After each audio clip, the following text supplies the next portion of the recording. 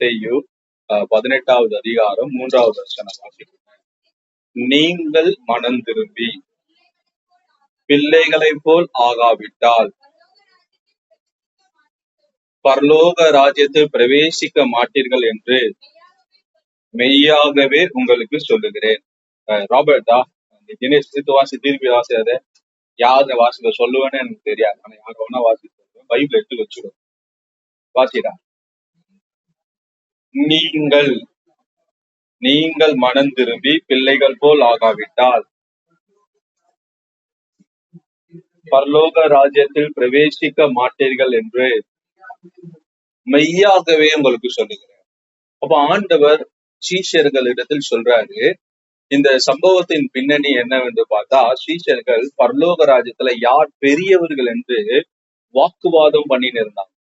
அவங்களுக்குள்ள ஒரு வாக்குவாதம் ஏற்பட்டு அந்த 12 பேருக்குள்ள ஒரு குழப்பம் ஏற்பட்டது. பரலோகத்துல நான் பெரியவன் நீ பெரியவன் சொல்லிட்டு ஒரு சண்டை போட்டு இருந்தாங்க. அப்போ ஒரு தலைவனுக்கு, ஒரு குழுவை வழி நடத்துகிற தலைவனுக்கு அந்த குழுவுல என்ன நடக்குதுன்னு தெரியும். எல்லா நாட்களும் அவர்களுக்கு பதில் வராது. ஆனா சில சூழ்நிலைகள் பதில் கொடுத்தே ஆகணும், அது அவங்க வாழ்க்கையில முக்கியம் என்பது தலைவன் பேச ஆரம்பிப்பான். தலைவன் எப்பவுமே பேசினது தான் தலைவன் இல்லை. தலைவன் சரியான நேரத்துல சரியான வார்த்தையை உபயோகப்படுத்துவார். அப்ப இயேசு என்ற மிக சிறந்த தலைவன், அவர் பாத்தீங்கன்னா இந்த உலகத்தை மாற்றுவதற்காக தேர்ந்தெடுக்கப்பட்ட 12 அப்போஸ்தலர்கள். அவர் பூமியில மனித குலத்துல மிகப்பெரிய சேஞ்சஸ் உண்டாக்கணும், ஆவிக்குரிய வாழ்க்கையில சேஞ்சஸ் உண்டாக்கணும், மனு குலத்துல மிகப்பெரிய மாற்றத்தை, பரலோகத்தின் தேவன் எதிர்பார்க்கிற மிகப்பெரிய மாற்றத்தை உண்டாக்கும்படிக்கு அவர் தெரிந்து கொண்ட 12 அப்போஸ்தலர்கள். அப்ப அவங்க மேல எப்படி நம்பிக்கை வச்சிருப்பாரு பாரு. அவர் போன பிறகு இந்த ஊழியத்தை நிறைவேற்றுவதற்கு ராஜ்யத்தின் சுவிசேஷத்தை நீங்க பாத்தீங்கன்னா, யோவான் ஸ்நானகர் பூமிக்கு பிரசங்கம் பண்ண முதல் பிரச்சனை, நீங்க மனம் திரும்புங்க, பரலோக ராஜ்யம் சமீபமா இருக்கிறது. இயேசு 4ஆம் அதிகாரத்துல நீங்க மனம் திரும்புங்க, பரலோக ராஜ்யம் சமீபமா இருக்கிறது. அப்ப பரலோக ராஜ்யத்தின் அந்த செய்தியை சொல்லுவதற்கு தான் பரலோகத்திலிருந்து தூதுகள் வந்தது. தூதுனா செய்தி, இன்ஃபர்மேஷன். எப்படி சொல்லுங்கன்னா, செய்தி பரலோகத்திலிருந்து ஒரு இன்ஃபர்மேஷன் வந்தது. யாருக்கு பரலோக ராஜ்ய சமீபம்னா மனம் திரும்புகிறவர்களுக்கு. யாருக்கு பரலோக ராஜ்ய உடையவர்கள் ஆவார்னா மனம் திரும்புகிறவர்களுக்கு. இதுதான் மெயின். ஏசப்பா வந்தது நோக்கம் அதுதான். காஸ்பல் ஆஃப் குட் நியூஸ் அதுதான். சுவிசேஷத்தின் நற்செய்தி. சுவிசேஷமே நற்செய்தி தான். அந்த அதோட ஆழம், அதோட தாற்பயம், அதோட முக்கியத்துவம் என்னவென்றா மனம் திரும்புதல் பரலோக ராஜ்ய சமீபமா இருக்கு. அப்போ சீஷர்களுக்கு இந்த பணியை எடுத்துக்கொண்டு போகிற மிகப்பெரிய பணியை அவர்கள் கொடுத்தார். இந்த மிகப்பெரிய பணியை பெற்ற சீஷர்களுக்கு என்ன மனதுல வருதுன்னா, யார் அந்த ராஜ்யத்துல பெரியவர்களா இருப்பார்கள்? யாரு? தேவன் நமக்கு ஒரு ராஜ்யத்தை மனம் திரும்பி எல்லாரும் அந்த ராஜ்யத்தை தேவன் நமக்கு கொடுக்க போகிறாரு. வரப்போகிறதான ராஜ்யத்துல நீ பெரியவனா நான் பெரியவனான்னு சொல்லிட்டு அவர் நம்பிக்கை வைத்த, பரலோகம் தெரிந்து கொண்ட அந்த 12 அப்போஸ்தலர் இடத்துல ஒரு மிகப்பெரிய வாக்குவாதம் வந்துச்சு. வாக்குவாதத்தின் மத்தியில இயேசு கிறிஸ்து தன் வாயை திறந்து சொன்னாரு, நீ வாக்குவாதம் பண்ணதெல்லாம் நிறுத்துங்க. ராஜ்யத்துல பெரியவன் சிறியவன் என்று சொல்வதை காட்டிலும் பரலோகத்துல ராஜ்யத்துல எவன் பிரவேசிப்பான் என்றா, முதலாவது மனம் திரும்புகிறவன், 2வது குழந்தையை போல மாறுகிறவன். மனம் திரும்பி கனி கொடுக்கணும்னு நான் லாஸ்ட் மெசேஜ் உங்களோட பேசுனேன். இன்னைய மெசேஜ், நீங்க மனம் திரும்பி சிறு பிள்ளையை போல் மாறாவிட்டால், மனம் திரும்பி சிறு பிள்ளையை போல மாறாவிட்டால் நீங்க பரலோக ராஜ்யத்தை பிரவேசிக்க முடியாது. அப்ப யார் சிறு பிள்ளை? நீங்க சொல்லணும், யார் சிறு பிள்ளை? கள்ளங்கபடம் இல்லாம எல்லாம் அப்படிதான் சொல்லி சொல்லி சொல்லி நம்மள இந்த நிலைமையில கொண்டு வச்சுட்டாங்க. ஆகவே நீங்க எடுத்து வாசிப்புங்க.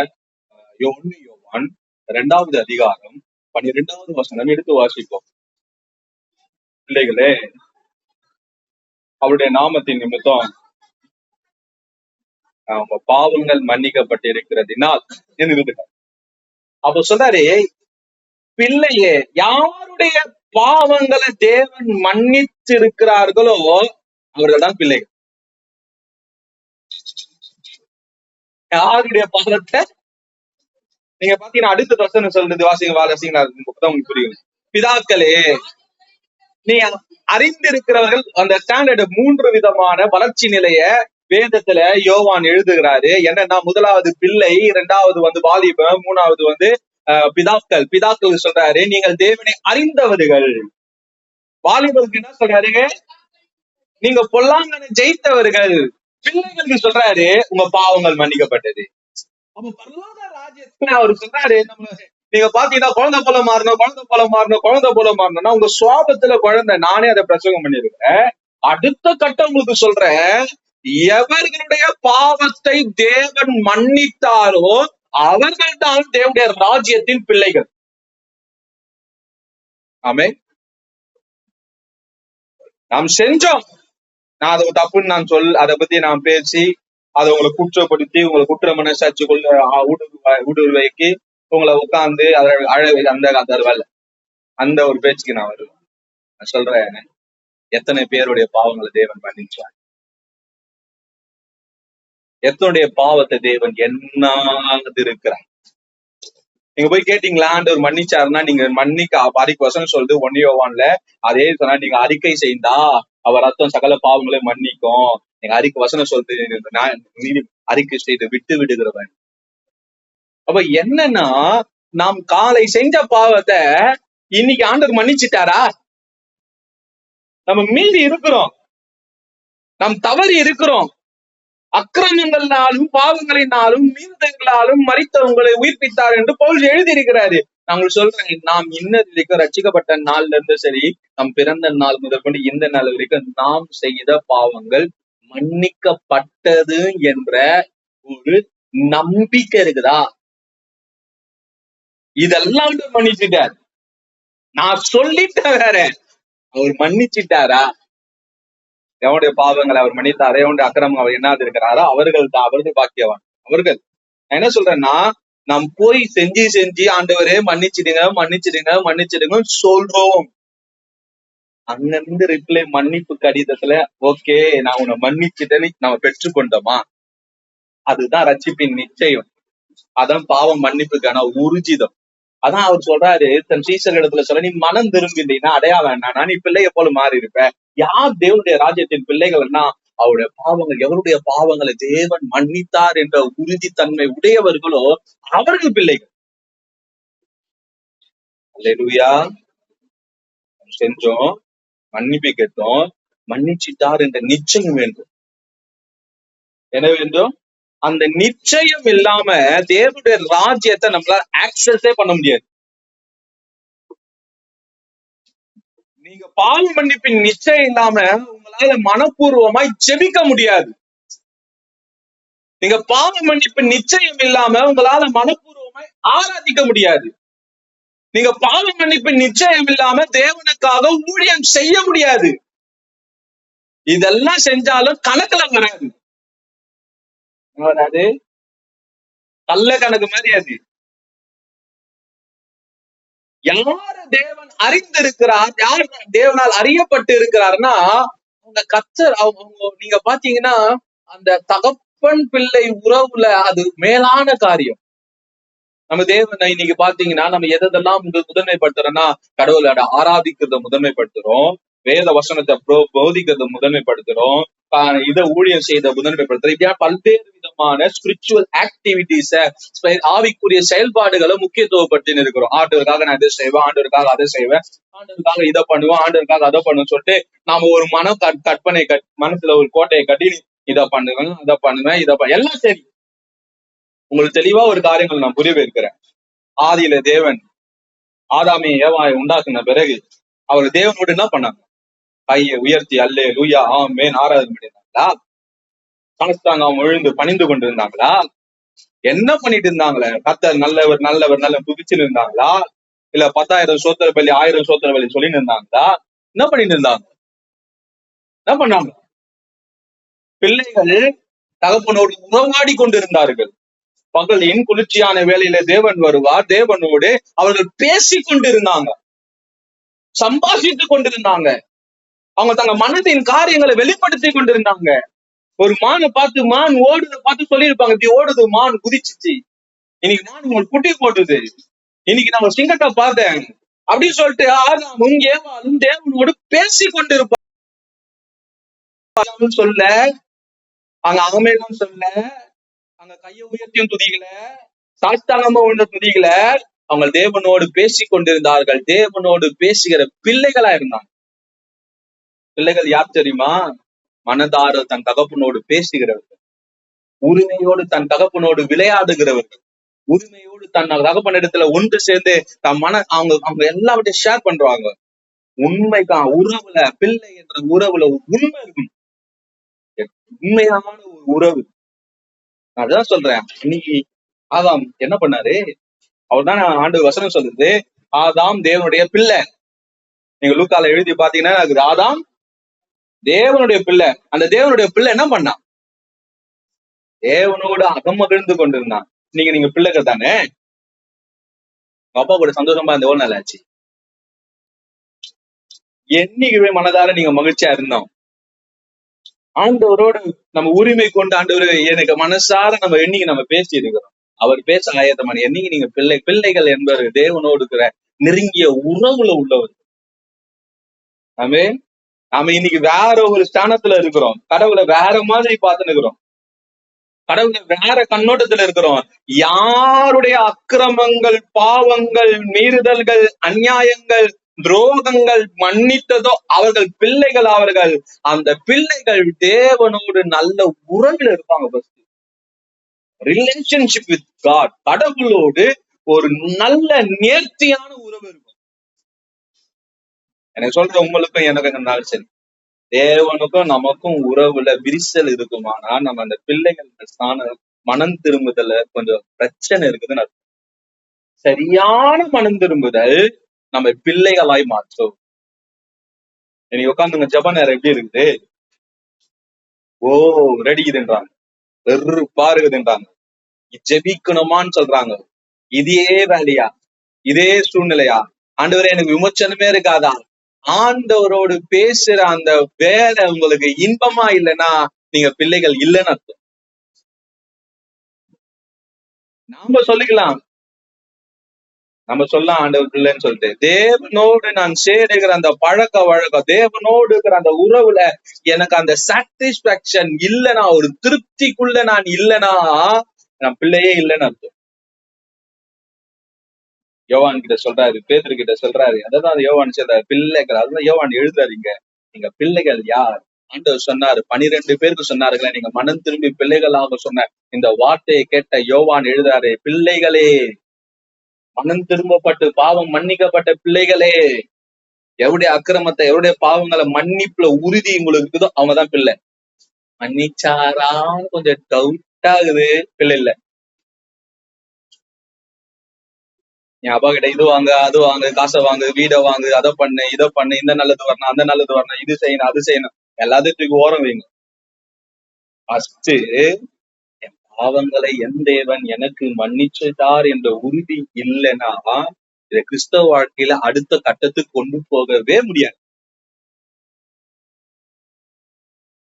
சொல்லுது விளங்குது.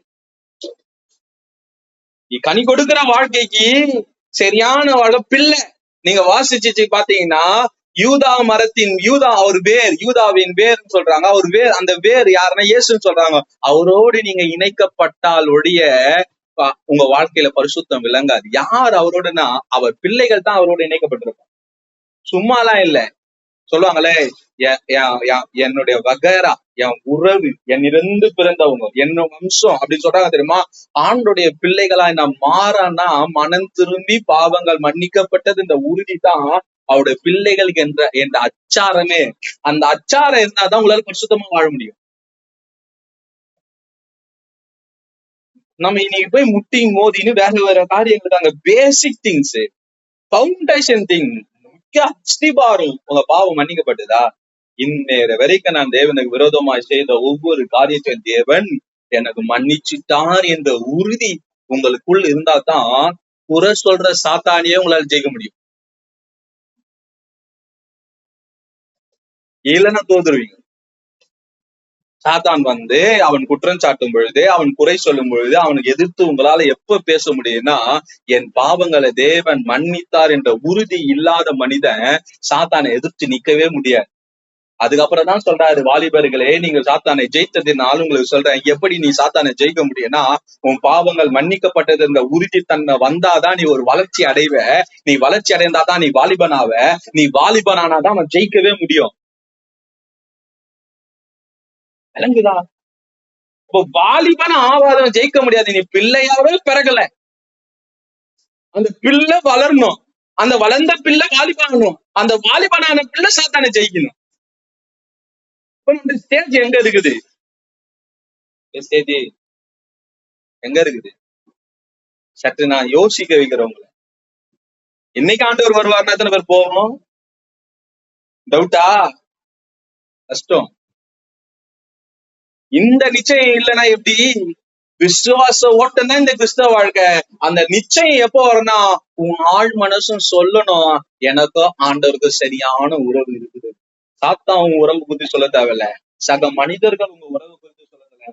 உங்க சொந்த மனசாட்சி சொல்லணும், என் தேவன் என் தகப்பன் அவருக்கும் எனக்கும் நல்ல உறவு இருக்குது, இன்னைக்கு வந்தாருன்னா நான் போவேன். மனசாட்சி சொல்ல இடம் கொடுக்க எதுக்கு வேணும்னா, சரியான மனம் திரும்புதலும் சரியான விதத்துல ஆண்டவர்கிட்ட மனம் திரும்பி மன்னிப்பு பெற்றோம் இந்த உடன்படிக்கை இல்லைன்னா உங்களால் போக முடியாது. ஆண்டவர் எல்லா திறனான பாவத்தையும் திரளான அக்கிரமத்தையும் மூடி மறைச்சு அது அக்கிரம் எல்லாத்தையும் மன்னிச்சு அது கடலின் ஆழத்துல போட்டு முதுகு பின்னாடி தூக்கி எல்லா ஏரியா ஆயத்தமா இருக்காரு.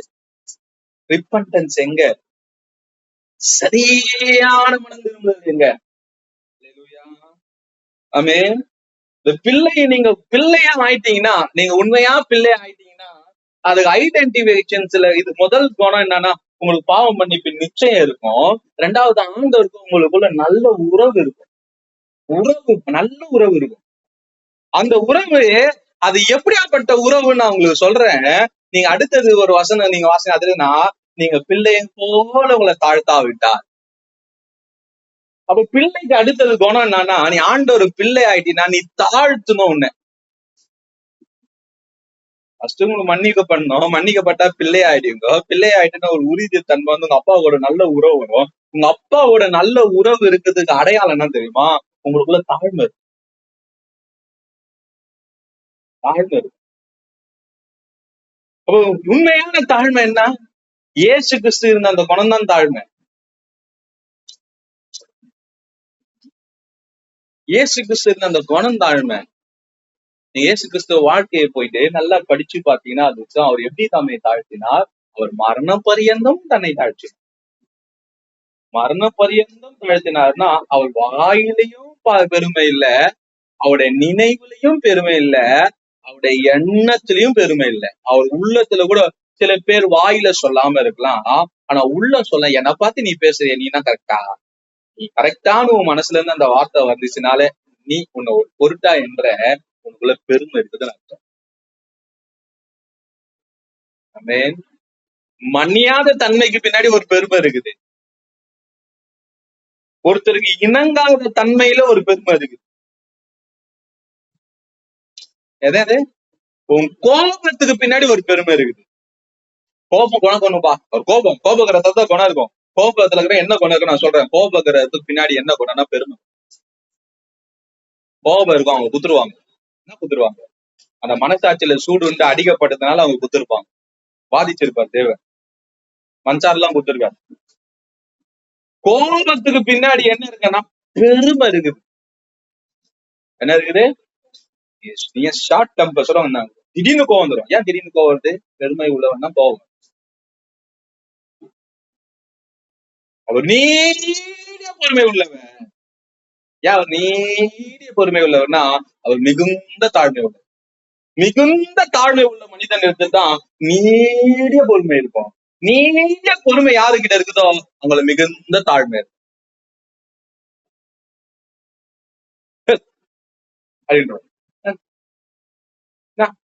அதுதான் பெருமை. அதான் பெருமை. நம் பெருமை உள்ளவர்களா இருப்போமானால் தேவனுடைய பிள்ளைகளா இருக்க முடியாது. ஆமென்.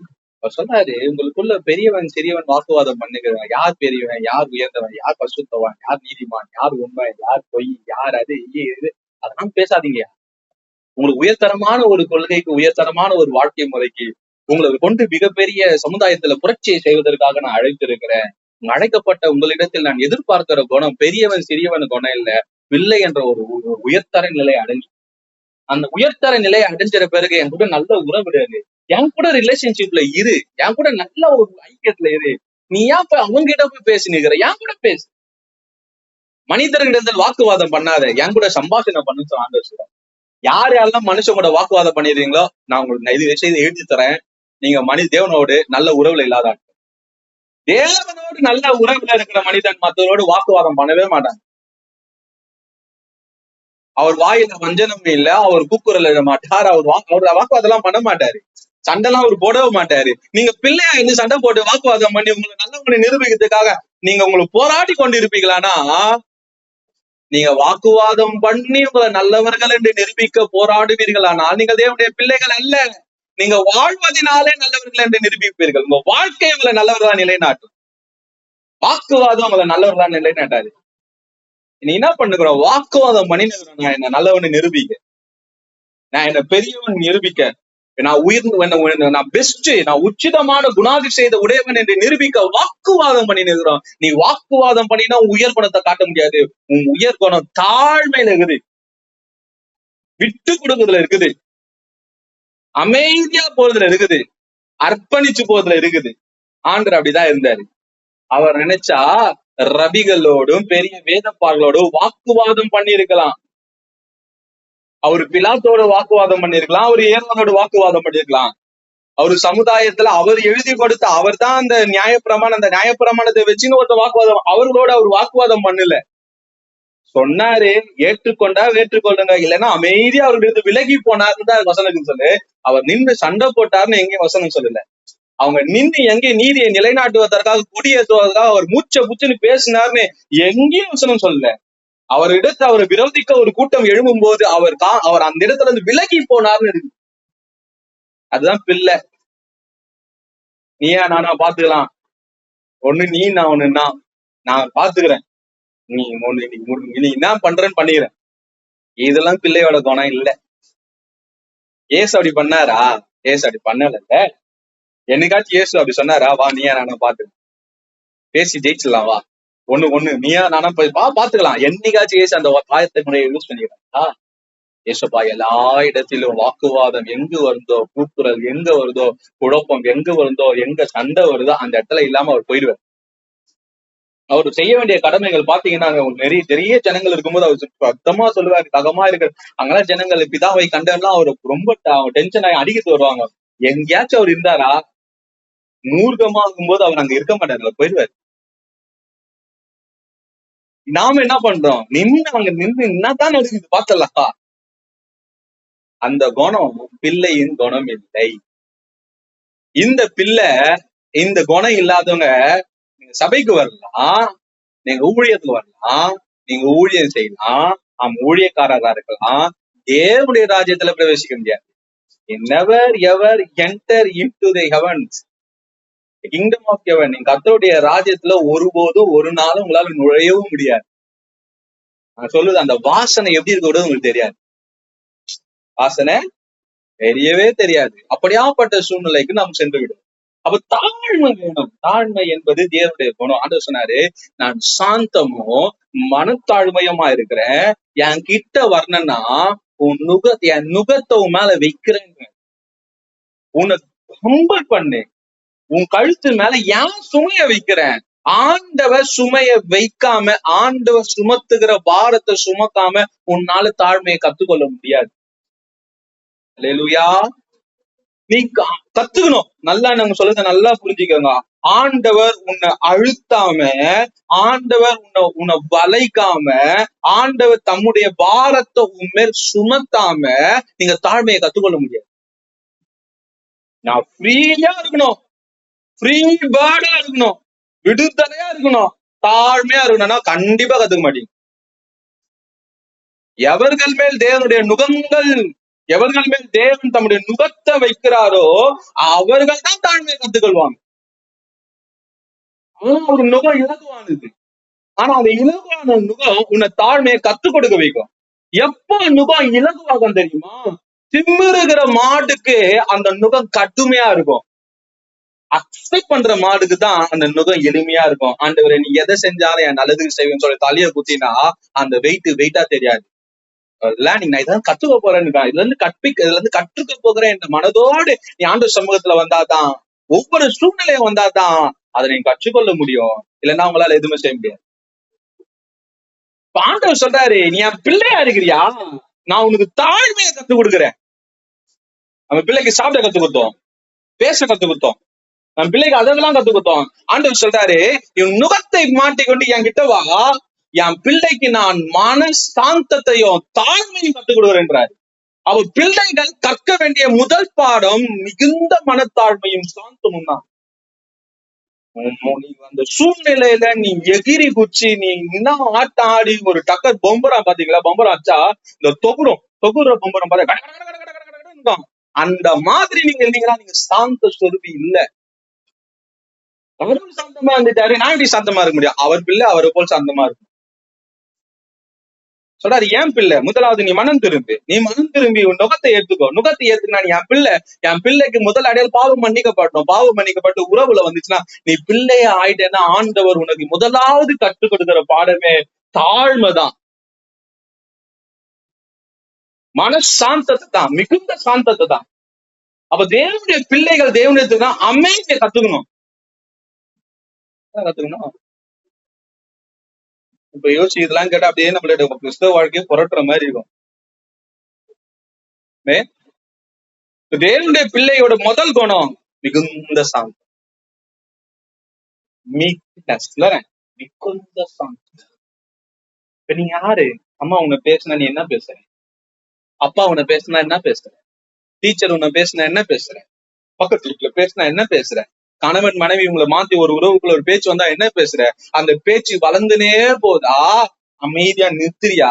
நீ அமைதியா சாந்தமா நானே பிள்ளை இல்ல, சாந்தம் இல்ல, நானே பிள்ளை இல்லை. ஆனா சொல்ல என் தாழ்மையை கத்துக்கோ. தேவனுடைய இயேசு கிறிஸ்துவோட தாழ்மையை நீங்க கற்றுக்கொள்ளனா அது வாழ்நாளால கத்துக்கணும். அவர் எப்படி தன்னை தாழ்த்தினார், மரண பரியந்தம் தாழ்த்தினார். எனக்கு ஒரு சம்பவத்தை நான் சொல்றேன். ஒரு ராஜா வீட்டுல பிள்ளை பிறந்தா அது ராஜாவும். கரெக்டா? கரெக்டுங்களா? அது பிறந்து வளர்ந்தோடனே அது பேர் ராஜாவா என்ன? இளவரசன், பிரின்ஸ். என்னது? பிரின்ஸ். அவர் ராஜாமா மகுடம் சூழ்ந்தவர்தான ராஜா. நீங்க பாத்தீங்கன்னா உலக வரலாற்றுல பிறக்கும் போது யாரும் ராஜாவா பிறந்தது இல்லை. ஆனா நம்ம ஏசப்பா அவர் சொல்றாரு, அவர் யூதருக்கு ராஜாவாகவே பிறந்தார், அவர் ராஜாவாகவே இது வரைக்கும் இருக்கிறார். பிறக்கும் போது ராஜா, அவர் மறிக்கும் போது ராஜா. பிறக்கும் போது யூதருக்கு ராஜா பிறந்திருக்கிறார் என்று வான தூதர்கள் சொல்றாங்க. அவர் மறிக்கும் போது சிலுவையில யூதருக்கு ராஜான்னு எழுதி வச்சாங்க.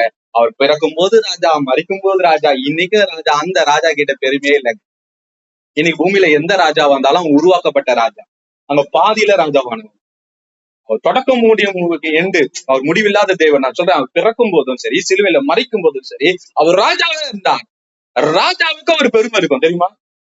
ராஜாவுக்கு ஒரு கெத்து இருக்கும். நம்ம ராஜா வித்தியாசமா இருந்தாரு.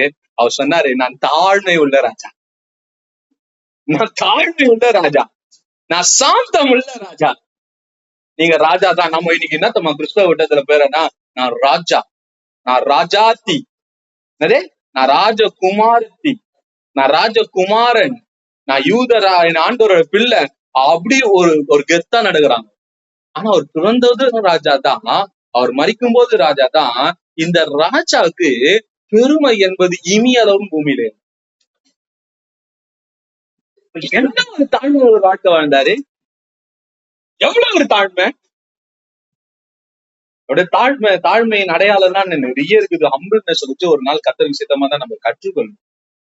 தாழ்மை பிறரை பார்க்கும்போது நீங்க அவங்கள என்ன அளவுக்கு எட போறீங்களோ அது உங்க மனசுல இருக்கும். நீ உன்னை பொருட்டா, நீ உன்னை காட்டில அவங்கள மேலேன்னு நினைச்சாலும் உனக்கு பெருமை தான், கீழே நினைச்சாலும் பெருமை தான்.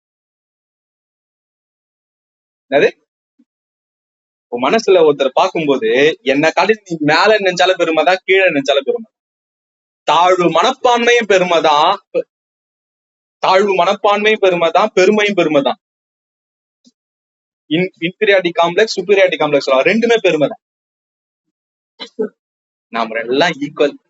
அந்த எண்ணெய் இல்லைன்னா நம்ம பெருமை உள்ளவங்க. அல்லேலூயா, ஆமென். வாழ்க்கையில அடுத்தது, நான் டைம் இல்லை கடகடன்னு ஜெபிக்கணும். ஆமென். அடுத்தது என்னன்னா, இந்த குழந்தையின் வாழ்க்கையில சுயநலம் இல்லாது இருக்கு. நான் உங்களுக்கு அந்த குழந்தைய சொல்றேன், தேவனுடைய திட்டத்துல குழந்தைகள் ஆண்டவர் பயன்படுத்தும். இன்னொரு மேல போய் ஒரு வார்த்தையை சொல்றேன். தேவன் திட்டத்துல தேவ திட்டத்துல 2 விதமான தேவ திட்ட பிரியம். ஒண்ணு, தேவ திட்டத்துல தீமை செய்கிற ஒரு பகுதி இருக்கு. தேவன் தீமை செய்ய மாட்டார். தீமை செய்யற ஒரு பகுதி இருக்குது, நன்மை செய்கிற ஒரு பகுதி இருக்குது. நன்மை எல்லாம் தேவனிடத்துல இருந்து வருது. நல்லா புரிஞ்சுக்கணும்னா உங்க கருத்துக்காக நான் உங்களுக்கு விளங்குறதுக்காக உங்களுக்கு ஒண்ணு சொல்றேன். நீங்க பாத்தீங்கன்னா, ஆண்டவர் சிலுவையில அறைய வேண்டும். இது சரியான காய்ட்டு தானே? ஆண்டவர் சிலுவையில அறையணும், கரெக்டா? அது தேவ திட்டம். ஆனா பூமியில ஏதோ ஒரு மனுஷன் தான் சிலுவையில அறையணும். ஆனா சிலுவையில அறைய எந்த மனிதர்களை தேவன் பயன்படுத்த அவன் தீமையான ஆளு. எவனுடைய இருதயம் தீமையினால் நிரப்பப்பட்டிருக்கிறதோ, தேவ திட்டத்துல ஒரு பகுதி தீமையை நிறைவேற்றுறதுக்கு அந்த மனிதர்களையே பயன்படுத்துவார். ஆமென். உங்களுக்கு சொல்ற யோசேப்பு வாழ்க்கையை குறிச்சு சொல்ற. யோசேப்பு வாழ்க்கையில யோசேப்பை அரசன் அந்த மேல உயர்த்தி பாக்குறது தேவனுடைய திட்டம். ஆனா அவனை விக்கிற வேலையை யார் செஞ்சாங்கன்னா 10 பேர் செஞ்சாங்க, 9 பேர் செஞ்சாங்கன்னா 9 பேர் செஞ்சாங்க. அதுல யூதா மட்டும் விட்டுருவார்ல. பாத்தீங்கன்னா அவனை தப்பு வைக்கிறதுக்காக யூதாவை பயன்படுத்தினார். உன் இருதயம் எப்படி இருக்குதோ அது போல தேவன் உங்களை பயன்படுத்துவார். விடுவிக்கிற பணியை செய்ய உங்க இருதயம் செவ்வையா இருந்தா தான் அந்த விடுவிக்கிற பணிக்காக உங்களை பயன்படுத்துவார். இல்லைன்னா சிறையில அடைக்கதான் போய் பாத்தீங்கன்னா பவுல் போறாரு. பவுல சுவிசேஷத்துக்காக பிரித்தெடுக்கப்பட்டு வந்த பவுல சிறையில அடிக்க பண்ண யாரை செஞ்சாருன்னா, யாருடைய இருதயம் பொல்லாங்கினால் நிரப்பப்பட்டிருக்குதோ அவங்கள தேவ திட்டத்தின் தீமை பகுதிக்காக பயன்படுத்துவார். பவுல போஷிக்கிறதுக்கு நிறைய பேர் இருந்தாங்க. பவுலுக்கு கண்ணையை பிடிங்கி கொடுத்துக்க ஒரு கூட்டம் இருந்தது. யார அந்த திட்டத்துக்கு பயன்படுத்தினா இருதயம் நல்லா இருந்தாதான். அப்ப தேவ திட்டத்துல ஒரு மனிதன் நன்மைக்காக பயன்படுத்தப்படணும்னா நல்லா புரிஞ்சுக்கோங்க. சொல்றேன், தேவ திட்டத்துல நன்மையான பகுதி இருக்குது. அந்த நன்மையான பகுதியில மக்களை தேவன் பயன்படுத்தணும்னா அவங்களுக்கு குழந்தையா இருக்கணும். அல்லேலூயா. பயன்படுத்தி ஜெபிக்கிறீங்க, ஆண்டவரும் பயன்படுத்துறாரு. எதுக்கு பயன்படுத்துறாரு?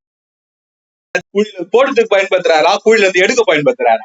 2 பேரும் ஆண்டவர் தான் பயன்படுத்துறாரு. சகலமும் ஆண்டுடைய கரத்தின் கிரியை, எல்லாம் அவருடைய கண்ட்ரோல் இருக்கு, எல்லாம் ஒரு ஆதீனத்தின் கிரியை. அப்ப ஒரு வாழ்க்கையில ஒருத்தனை உடைக்கிறதுக்கு உன்னை பயன்படுத்துறாரா, கட்டுறதுக்கு பயன்படுத்துறாரா? ஒருத்தனை பாவ விடுதலைக்காக பயன்படுத்துறா, பாவத்துல அவனை தள்ளுற அந்த சூழ்நிலைக்கு யார் கொண்டு எந்த சூழ்நிலை நிக்கிறீங்க, எந்த ஸ்டாண்ட்ல நிக்கிறீங்க நீங்க? எங்க யோவான் 6ஆம் அதிகாரத்துல வாசிக்கும் போது திரளான ஜனங்கள் பசியா இருந்தார்கள். வசனம் சொல்லுது, அவர்களை சோதிக்கும்படி தேவன் அவர் நேரத்தில் கேட்டார்னு டெஸ்ட் பண்ணாரு. என்னடா செய்யலாம்? சரி, ஒருத்தனை சோதிக்கிறாருன்னா அவனை என்ன இல்லாம சோதிப்பாரு, நான் இல்லாம சோதிப்பாரு. திராணிக்கு மேலாக சோதிக்கப்பட மாட்டார். அவன் என்ன திராணி, அதுக்கு தானே சோதிக்கிறாரு. அப்ப எல்லாருக்கும் சோறு கொடுக்க சொன்னாரு. சோறு கொடுக்குறது ஒருத்த கிட்ட கேள்வி கேட்கறாங்க, அவங்க கிட்ட காசு இல்லாம கேட்டிருப்பாரு.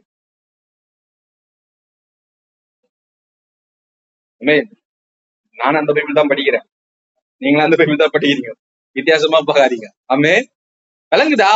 அப்ப இவர்களுக்கு என்ன செய்யலாம் என்ற ஒரு சீசனிடத்துல கேள்வி கேட்கிறாருன்னா, திராணிக்கு மேல அவனை சோதிக்க மாட்டாரு, அவங்க கிட்ட இல்லாத ஒன்ன குறிச்சு சோதிக்க மாட்டாரு. அப்போ அவர்களுக்கு ஒருத்தர் சொல்றான், 300 பணம் இருந்தா எல்லாருக்கும் சோறு போட்டுலாக்குறான். அப்ப 300 பணம் இருந்திருக்கலாமா? இருந்திருக்கலாம். அங்கிருந்து ஒருத்த வரான், சொன்னா ஒரு குழந்தை எத்தனை 5 அப்போ 2 மீனை கொடுக்கு, சிறு பிள்ளைன்னு சொல்றான். அப்ப இந்த தேவன் பேசுகிற இந்த கான்வெகேஷனை இந்த 12 பேர்கள் மட்டும் இல்ல, அங்க சில பேரும் கேட்டார்கள். அந்த சில பேர்கள்ல யாரு அந்த தேவ திட்டத்துக்கு உதவி செஞ்சான்னா சின்ன பிள்ளைதான். கொடுக்கணும்னு நினைச்சவன் கொடுக்கல. குழந்தையா இருந்தா நீ தேவ திட்டத்துல பயன்படுங்க. ஆமே, சொல்றது விளங்குதா இல்லையா? அங்க ஒருத்தங்கிட்ட கேட்கிறாரு, அவங்க கிட்ட கொடுக்கறதுக்கான வாய்ப்புகள் இருந்து இருக்கலாம். நல்லா புரிஞ்சுக்கோங்க. ராணிக்கு மேல ஆண்டவர் சோதிக்க மாட்டாரு. பொல்லாங்கினால் சோதிக்கப்பட மாட்டாரு. உன்னை கேட்டு உன்னை குற்ற மனசாட்சிக்குள்ள ஆண்டவர் தள்ளிட மாட்டாரு. கேட்டாரு, ஏன் கேட்டாருன்னா அவங்க கிட்ட இருந்திருக்கலாம். இன்னைக்கு ஊழியம் செய்யற ஒரு ஊழியக்காரரு கூட இருந்தாலே ஒரு ஆஃபரிங்க கொடுத்துட்டு போயிடும் தெரியுமா. நாங்கெல்லாம் ஊழியம் போய் சொல்ல எங்க அண்ணனுக்கு கொடுக்குற மாதிரி எங்களுக்கு ஆஃபரிங் கொடுப்போம். நாங்க எங்க அண்ணன் கிட்ட கொடுத்துருவோம். புரியுதுங்க நம்மளுக்கு. அப்போ இயேசு சாதாரண போய் ஒரு ஊழியம் செஞ்ச நம்மளுக்கே கனம் பண்றாருன்னா, செத்தவங்களை உயிரோட எழுப்பினாரு, குருடனை பார்க்க வச்சாரு, முடவனை நடக்க வச்சாரு, இவ்வளவு பெரிய காரியங்களா செஞ்சிருக்காரு. இயேசு குத்துரு அவர் கூட குத்துருப்பாங்க விட்டல. ஒரு ஊழியம் இயேசு கிட்ட பேசுறதுக்காக அவர்கிட்ட உயர்ந்த வஸ்திரங்களை குத்துருக்க மாட்டாங்களா. பெரிய ஊழியக்கார பிடிக்குன்னா சின்ன ஊழியக்கார பிடிப்பாங்க கீழே, அவர் கீழே இருக்கிற ஆளு. அப்ப பிச்சாதான் அடி போக முடியும். அப்ப இயேசு கிட்ட வரணும்னா இவங்க கிட்ட அப்ப இவங்க பாக்கெட்டை நிரம்பி இருக்குன்னா என்னுடைய கருத்தின்படி நிரம்பி இருக்கலாம். அப்ப அவர்கிட்ட கேட்கிறாரு, என்ன பண்ணலாம், இவங்களுக்கு கொடுக்கலாமா கொடுக்கக்கூடாதா? அவரு சொல்றான், அமைதியா இருக்கிறான். ஒருத்தர் சொல்றான் 300 பணம் கொடுக்கலாம்ன்றான். அவனொருத்தர் என்ன தெரியுமா சொல்றான், இந்த பிள்ளை 5 அப்பமும் 2 மீனை எடுத்து கொடுக்குறான். ஆண்டவர் இவர்கள் எல்லாம் சோதிச்சாரு. சோதனையில இவங்க எல்லாரும் நிக்கவே இல்லை. நீ பிள்ளை என்ற குணம் இருந்துச்சுன்னா நீ சோதனை ஜெயிச்சிருக்க. சோதனையில ஜெயிக்கிறது மாத்திரம் நம்ம தேவனுடைய திட்டத்துல நீ பயன்படுத்துவ. அந்த பிள்ளை எத்தனை கொடுக்குது, அந்த 300 பணமும் அதுக்கு தெரியாது. இத்தனை பேருக்கு சோறு கொடுக்கணும்னு தெரியாது. இந்த சோறை நான் குத்துறா நான் பட்னியா இருப்பேன்னு தெரியாது. அது கேட்கறதெல்லாம் நான் தெரியுமா, என் அப்பா கேட்கிறாரு, என் தேவன் கேட்கிறாரு, என்னை நடத்துற கேட்கிறாரு, என்ன தேவன் கேட்கிறாரு, நான் கொடுக்கணும்னு பட்டினி எடுத்து குதிச்சு. அதான் ஆசீர்வதித்து தேவன் 1000 பேர் அதிகமாக போஷித்தார். நீ பிள்ளையா இருந்தாதான் தேவனுடைய ராஜ்யத்தின் வளர்ச்சிக்கு நீ பயன்படு. எல்லாருன்னா தேவனுடைய ராஜ்யத்தின் வளர்ச்சியில எல்லாம் ஆண்டவர் இந்த ராஜ்யத்தின் திட்டத்தை கட்டுவதற்கு எல்லாரையும் பயன்படுத்த மாட்டாரு. அநீதியான காரியங்களை பயன்படுத்த மாட்டாரு, அசுத்தமான காரியங்களை பயன்படுத்த மாட்டாரு. பகையை வச்சுன்னு பொல்லாததை வச்சுன்னு எல்லாத்தையும் தேவனுக்கு பிரியமில்லாத சுவாபங்கள்லாம் வச்சிருக்கிற மனிதனை தேவன் ராஜ்யத்தின் வளர்ச்சிக்காக பயன்படுத்த மாட்டாரு. யோசேப்புல குழியில போட்ட அந்த 9 பேர்ல ஒரு ஆள் அவனை வைப்பார் தவிர குழியில எடுக்கிற ஒரு ஆள் அவனை வைக்க மாட்டாரு.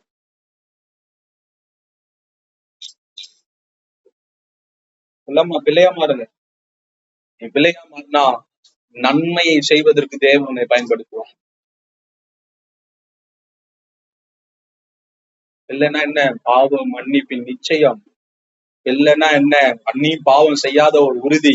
இல்லைன்னா என்ன, ஆண்டவரோடு இருக்கிற நல்ல உறவு. இல்லைன்னா என்ன, தாழ்மை உள்ள இருதயம். இல்லைன்னா என்ன, மிகுந்த சாந்தம் உள்ளது. பிள்ளை என்னன்னா கள்ள கபடம் இல்லாத தேவ ராஜ்யத்துக்கு தன்னை இழக்க தயாரா இருக்குது. அப்பா கேட்டா பிள்ளைங்க பாத்தீங்கன்னா சின்ன வயசுல இந்த பசங்க எல்லாம் உண்டி எல்லாம் கொடுத்துருக்கும், இப்ப கொடுக்காது. வளர்ந்துச்சு, அந்த குணம் மாறிச்சு. குழந்தையா இருக்கும்போது எதுவுமே அப்பாவுக்கு காசு என்னன்னா பண்ண உண்டிய ஒச்ச பிள்ளைங்க தான் இன்னைக்கு அப்பா பாயில இருந்து கத்துக்கோ, நான் உண்டிய நிரப்பத்துக்கு பயன்படுத்துறேன். பிள்ளை அப்ப நீ ஆண்டோட ராஜ்யத்துக்காக உன்னை உடைக்க தயாரா தான் நீ பிள்ளை. ஆண்டோட ராஜ்யத்துல இருந்து பிடுங்கி நான் நிரப்ப தயாரா நீ பிள்ளை இல்லை. அப்ப உன் குணம் சாந்தமா இருந்துச்சுன்னா, நான் வளர்ச்சியை குறிச்சு பேசலங்க, குணத்தை குறிச்சு பேசல. உன் குணம் பாவ மன்னிப்பு நிச்சயம் பெற்றிருக்கியா, ஆண்டோட உறவுல இருக்கிறியா, தாழ்மையை தரிச்சிருக்கிறியா, சாந்த குணம் உள்ளவர்களா இருக்கிறியா, உன் குணம் என்ன தெரியுமா, ஆட்டோமேட்டிக்கா நீ கொடுக்குறவங்களா இருக்க. பெருமை உள்ளவர்களா தேவனுடைய ராஜ்யத்தில் கொடுக்க முடியாது. கொடுக்கலாம், நல்லா புரிஞ்சுக்கோங்க, தேவனுடைய ராஜ்ய வளர்ச்சி கொடுக்க முடியாது. எல்லாருடைய காசு எடுத்து தேவன் தான் ராஜ்யத்தை கட்ட முடியாது. தேவனுடைய ராஜ்யத்துல யாருடைய பணம் கட்டப்படும் தெரியுமா, யாருடைய உழைப்பு கட்டப்படியும், யாருடைய ஜபம் கட்டப்படியும்னா குழந்தை. விளங்குதா விளங்கலையா? அதோடைய நாம மகிமைப்படுவதாக. புரியுதா? நீங்க சிறு பிள்ளைய போல உங்களை தாழ்த்தாவிட்டா, தாழ்மையை தாழ்த்துறது நீங்க பண்ண வேண்டியது ஒண்ணு. சோத்திரம் சொன்னாதான் சோத்திரம். ஏன் பார்த்து தெரியும், நான் சொல்றேன், வேலை செஞ்ச சொன்னாதான் செய்வேன். அந்த குணம் எல்லாம் இல்ல. குழந்தையா இருக்கும் அதுவே பெருக்கும். ஒரு சொல்லிடுவேன், கொஞ்சமா பெருக்குமா அதுவே ஒன்னு தொடர்பு பார்த்தானே பெருக்க ஆரம்பிச்சேன். இன்னைக்கு வளர்ந்துட்ட பிறகு உனக்குள்ள ஒரு குணம் வந்துட்டு என்ன தான் தெரியுமா, நான் செய்யணுமா, அவ செய்ய மாட்டாரா, அவ பண்ண மாட்டாரா. உன் எண்ணம், குழந்தையோட குணம் வேறங்க. குழந்தையோட குணத்தை ஈஸியா டியூன் பண்ணிடலாம். குழந்தையோட குணத்தை என்ன பண்ணலாம், ஈஸியா டியூன் பண்ணலாம். குழந்தைய வளர்ந்த வாலிபன் மனதை டியூன் பண்றது ரொம்ப கஷ்டம். முதிர்ந்த தாத்தாவை டியூன் பண்றது ரொம்ப கஷ்டம். அதான் ஒரு பழமொழி, 5ல விளையாது 50ல விளையாது. 5ல திருத்தலாம். நீ குழந்தை குணம் என்னன்னா அடுத்தது நீ திருத்துவதற்கு ரொம்ப சுலபமான நபர். குழந்தை யாரு, ஈஸியா உங்களை டியூன் பண்ண முடியும். சொல்லி சொல்லி சொல்லி கேட்காதவங்க இருதயமா, குழந்தை இல்ல. ஆமென். குழந்தை சீக்கிரம் கேட்கும், சீக்கிரம் அடாப்ட் ஆயிடும், சீக்கிரமா திருத்த முடியும் குழந்தைய. பெரியவங்களை திருத்த முடியாது. டைம் கேட்பாங்க, கொஞ்சம் டைம் கொடுங்க. முடியல, நான் அப்படியே இருந்து முடிச்சிடுறேன், என் வாழ்க்கை முடிஞ்சிச்சு, 50-60 வருஷமா இதை பண்ணிட்டேன், என்னால முடியாது, நான் அப்படியே இருந்துட்டே போயிடுறேன். அதான் வயதுகளோட எண்ணம், வாலிபரோட எண்ணம். பெரியவங்களோட குழந்தைய ஈஸியா டியூன் பண்ண ஆண்டவர் சொல்றா, நீ குழந்தை யார் தெரியுமா? தேவனுடைய ராஜ்யத்துல ஈஸியா ஒண்ணு மாற்ற முடியும். உங்களோட ஈஸியா மாற்றத்தை தேவனுக்கு கொண்டு வர முடியும். அடிச்சு உடைச்சு எல்லாம் அவங்களை திருத்த முடியாது. பெல்ட் பண்ணி நல்லா உருக்கிலாம் அவங்களை திருத்த முடியாது. சிம்பிளா பச்சை கொடி அப்படி திருப்பி அப்படி விட்டுற மாதிரி ஈஸியா தேவனுடைய ராஜ்யத்துல நம்ம பயன்பட்ட ஆண்டவர் மனைய முடியும். ஈஸியா உங்களை ஆண்டவரால திருத்த முடியலையா? ஈஸியா உங்க வாழ்க்கையில ஆண்டவரை ஆக்சஸ் பண்ண முடியலையா? நீங்க குழந்தை இல்ல. இத்தனை வாட்டி போராடினு இருந்தாருன்னா அப்ப உங்க குணத்தை பாத்துக்கோங்க. நீங்க குழந்தையா இல்ல, இன்ஃபன்ட் சைல்டு இல்ல, நீங்க முதிர்ந்துட்டீங்க. எதுல? உலகத்துல. தேவன் ராஜ்யத்தின் வளர்ச்சியில இல்ல, தேவன் ஞானத்துல இல்ல, தேவன் அறிக்கிற அறிவுல இல்ல. ஆமென். குழந்தை சீக்கிரமா டியூன் பண்ண முடியும். குழந்தைய சீக்கிரமா டியூன் பண்ணும். குழந்தை எல்லாம் கேள்வி கேட்காதா தெரியுமா? குழந்தை கேட்கிற கேள்வி வித்தியாசமா இருக்கும். அதுல எனக்கு பாத்தீங்கன்னா, நீங்க பார்த்தா ஏலி என்ற ஒரு மனிதன் இருக்கிறான். அவனுக்கு 2 பிள்ளைகள் இருக்கிறாங்க. அந்த 2 பிள்ளைகள் பேலியாளையின் பிள்ளைகளா இருக்கிறாங்க. தேவனுக்கு பிரியமில்லாத காரியங்களை செஞ்சிருக்கிறாங்க. தேவ ராஜ்யத்துல சாப்பிடுறாங்க, கொள்றாங்க, எல்லாத்தையும் அங்க வந்து எல்லா நன்மையா அனுபவிக்கிறான். ஆனா பணிவிடை செய்வதற்கு அவன் இல்ல தேவனுடைய ஆலயத்துல. அவன் சுகமுகமாக வாழ்ந்து கொண்டிருந்தான். இந்த சாமுவேலோ என்ற பிள்ளையாண்டான் சணல் நூல் ஏபாத்தை தரித்து, குழந்தை பால் மறிந்து வந்த ஒரு பிள்ளை சணல் நூல் ஏபாத்தை தரித்து அது எண்ணெய் ஊத்துறதுக்காக வெயிட் பண்ணுது. அது வந்து அவங்க உங்க அப்பா உங்க பசங்க இருக்கிறாங்களே, அவங்க நல்லா சாப்பிட்டு நல்லா சந்தோஷமா சுத்தி நிற்கிறாங்களே, தேவ ராஜ்யத்துல இந்த ஊழியத்தின் பணத்தை எடுத்து நல்லா வாழ்ந்து நிற்கிறாங்களே, அவங்க வந்து எண்ணெய் ஊத்த மாட்டாங்களா? அந்த பிள்ளை கேட்கல, அதெல்லாம் கேட்கலங்க. அந்த பிள்ளை சணல் நூல் ஏபத்தை தரித்து தன் அம்மா சொல்லி கொடுத்தத, தன் ஊழியன் தன்னை நடத்துறவன் சொல்லி கொடுத்தத தாழ்மையோடு செஞ்சுட்டு இருந்தான். அவன் என்னைக்கும் தனக்கு கொடுத்த பணிய மத்தவங்களுக்கு ஏன் செய்யலன்னு கேட்கல, எனக்கு கொடுத்த பணியை நான் செய்யணும். அந்த குழந்தை டைம்ல சாமுவேலே சத்தம் கேட்க முடியாது, ஏலி கிட்ட ஓடுது. நான் என்ன செய்யணும் ஐயா, நான் என்ன பண்ணணும், என்ன பண்ணணும்? பாத்தீங்களா, நீ குழந்தையா இருந்தா அதோடைய சத்தம் பிரத்யட்சமாய் உங்ககிட்ட கேட்கும். குழந்தையோட குணம் வேதத்துல. அப்ப நீங்க குழந்தைங்களா, உங்க குரலை கூப்பிட்டு உங்களை கூப்பிடுற சத்தம் உங்களுக்கு கேட்காதா? உங்க ஆண்டவர் பேசுற சத்தம் கேட்கிற சத்தத்துக்கு நீங்க செவி சாய்க்கிறாங்க. அவன் சொல்றான், இதோ அடியன் கேட்கறேன், நீங்க சொல்லுன்னு சொன்னியா, அடியன் கேட்கறேன்னு சொன்ன சாமுவேல் அன்னைக்கு கர்த்தருடைய வார்த்தையை கேட்டு சொல்ல அவர் வார்த்தை தரையில விழவே இல்லை. நீங்க குழந்தைங்களா? நீங்க குழந்தையா? உங்க வயதை வச்சு சொல்ல, உங்க குணத்தை வச்சு சொல்ற, நீங்க குழந்தையா? ஆண்டவர் சமூகத்துல பாருங்க,